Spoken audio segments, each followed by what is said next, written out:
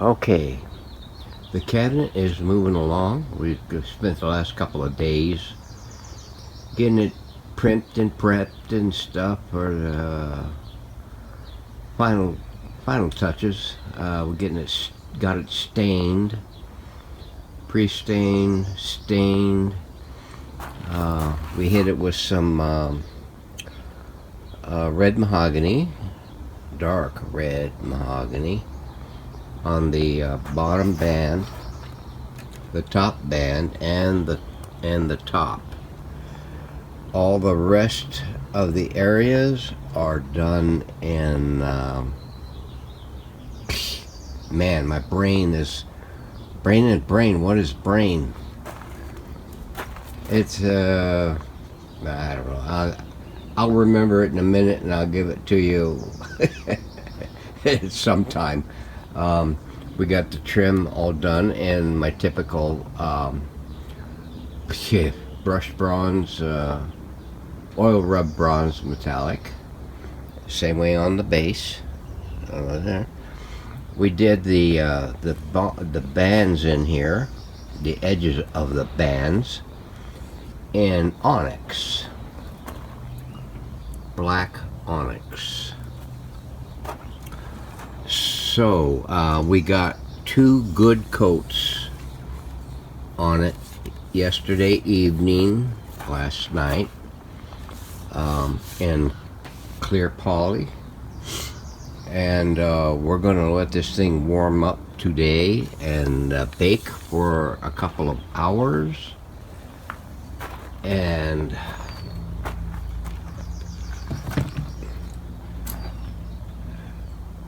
then we're going to take and wipe it down real good, get all these fuzzy wuzzies off of it, and then we're going to coat it with a couple of thin coats of aqua coat to smooth out all the grain in it. So it's sure bothering me about can't remembering that other color. Jeez. Let me refresh my memories. No, that wasn't it. Here they are. Yeah. Cherry, quite contrary, and red mahogany. Now, the cherry has some of the red mahogany mixed in with it to darken it up a little bit, to kind of give it a little contrast. This here, if you open it up and look at it, it looks black, but it's not. It's deep dark crimson red. At least that's what I think it is. So who knows? But you didn't hear that from me. So that is the 2 that we did already on that, besides the paint and the other. The onyx is this stuff. I've had this stuff now for 7 years, and it's lasted that long. And it's a pretty nice, it's a nice and smooth blend. It levels out really good. So that's what's on the agenda for today. The chassis is still in here in the shed, waiting to be called upon. And let's see. As a matter of fact, let's come in here because I need my drink of coffee.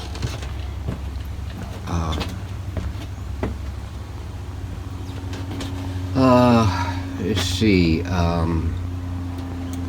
I bought another radio last night. I just got to look at it. You know, there hasn't been any good, decent tube radios. I mean, with wooden cabinets that are tabletop style, whether it's a tombstone or it's a Ingram style cabinet, well, with side by side dial and speaker. They just haven't been there. It's nothing but plastic and crap. AM only radios, and everybody wants an arm and a leg for them. And now, I still have that one. I still have that 355 right here, and I'm waiting for a dial glass for it. I've ordered it and paid for it, but I haven't heard nothing from Radio Days on it. Well, let me see. I better double check that. Okay, I take it all back. I probably didn't order it or pay for it, but I thought I did. But anyway, that's what it is with that. Whenever I ordered this radio off eBay, it had everything intact. Beware of sellers who take the radio apart to show you the parts and the particulars on it, especially if they plugged it in and tried to check it out, because what you'll get is the chassis tossed back in the cabinet, and it may or it may not have been fastened in. You may not get any bolts back with it that holds it in, and the dial glass may fall out of it, and that's what happened with this one in that case. The chassis got to rolling around in it, and it shook so much that dial glass fell out, and it got cracked and broken. Other than that, it would have been real nice. It would have been well intact and usable. Beware of that. If anybody is taking their radios apart and trying to show you details of the thing, because what you'll get is you're liable to get crap by the time it gets to you. This here is a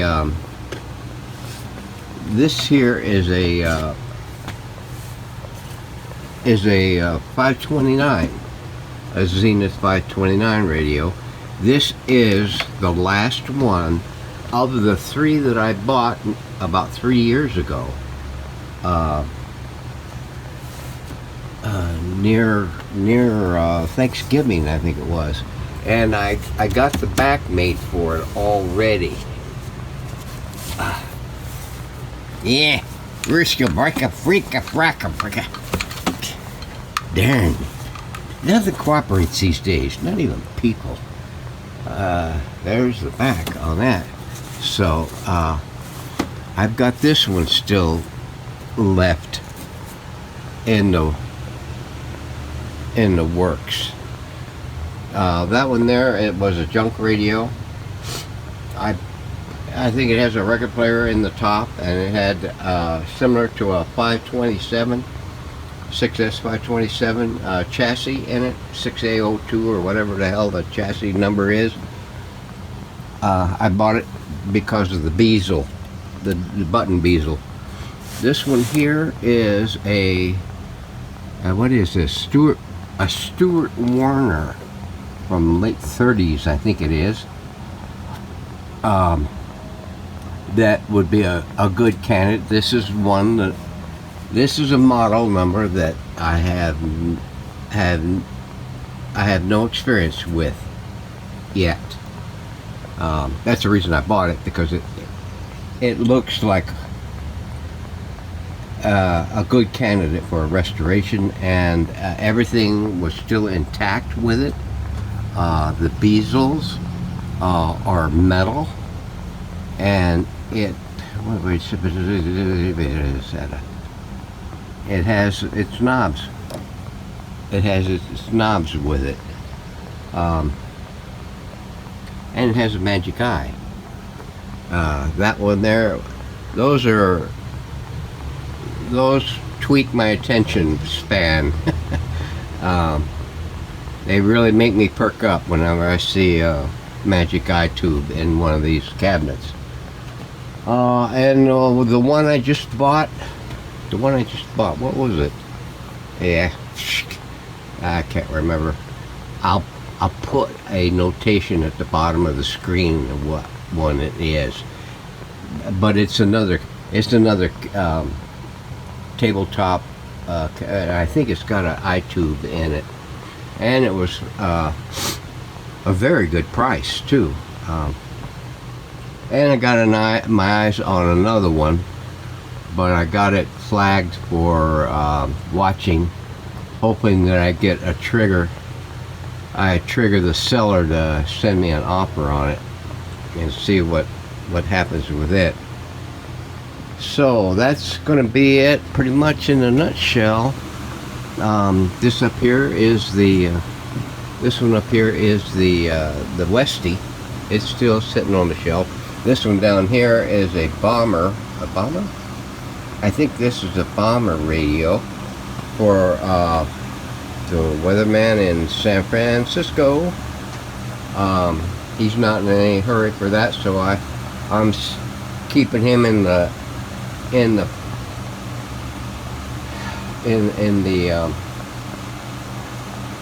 flight plan. So that's pretty much it for the radios that I got.